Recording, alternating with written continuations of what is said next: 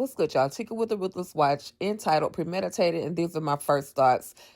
Dan Garcia has dropped an amazing one. He has dropped another good one. Now, Dan Garcia is popular for being the writer, producer, director of A House Divided. He's done so many other projects, but that was just one that really stood out in my head, you guys, that he has recently done. So anyway, you guys, Premeditated. As you can see, yes, I know you guys recognize that guy up there with all the tattoos on the back. Yes, that indeed is Bobby Baby, aka Travis Cure, Bobby Baby from the Oval. Listen, he is doing his big thing in Premeditated. Now, the show or the series, this episode, you guys, starts off really, really funky.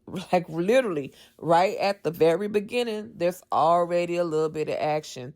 So we see as Watson, who again, Travis Cure stars as Watson. He comes into his home. He hears some things. He's like, something is not quite right. Keep in mind the police badge or the detective badge around his neck. So police or detectives are prone to basically, proceeding with caution. And indeed, this is what he does.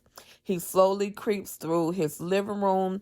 Then he's making his way up the stairs. And again, he's looking around because he hears something. Something is just not quite right. He hears a sound upstairs. And like I said, y'all, he slowly creeps up the stairs. So you're thinking, what is he about to find? What does he hear? Is somebody in his home? Why is he not grabbing for his blicky?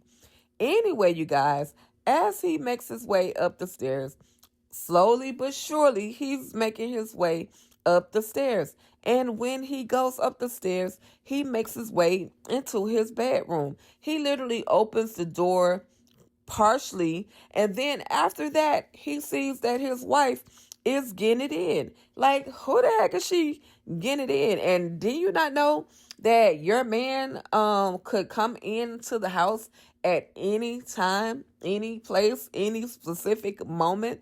At this point, y'all, I'm just going to say, the way she was bumping and grinding, it's as if her man, her husband, Mr. Watson here, had not been laying it down the way that he had been supposed to be doing as a husband. But I'm like, that's Bobby Baby. Like, you gonna cheat on Bobby? So anyway, you guys, moving right along, just as I stated, we see a shadow, a little bit of a blur of his wife, and she's getting it in. She slowly hears something because he clears his throat, and it's almost like she doesn't even care that he has caught her.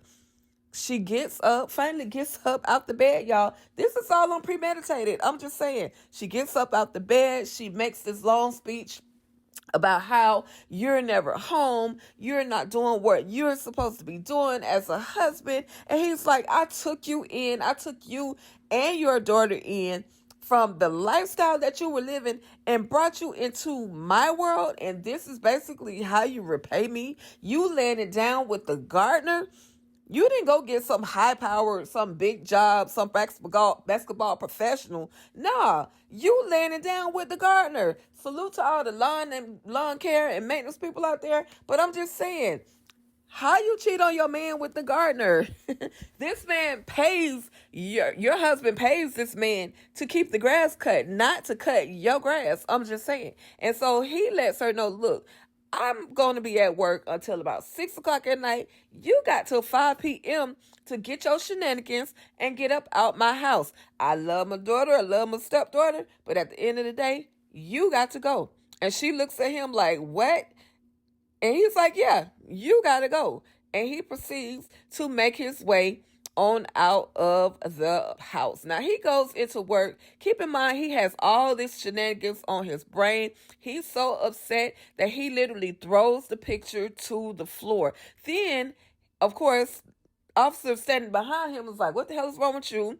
But he has to make his way into the captain's office. Now, Captain is going in. Captain is just like, and I know, yeah, y'all seen Captain before. He's been on so many projects. But also, y'all, Rayon Lawrence, aka K9 from BMF, is in this one as well. So anyway, Captain is like, you're like to Watson, he's saying you're like the worst. You're literally the worst detective that I have on the force. But shadily, with 0 blocks given, the captain is telling Tatum, who is portrayed by Rayon Lawrence, that, hey, you're the best detective that I have. So it's literally, this man has not just been talked down to by his wife, but he's also being talked down to by the captain.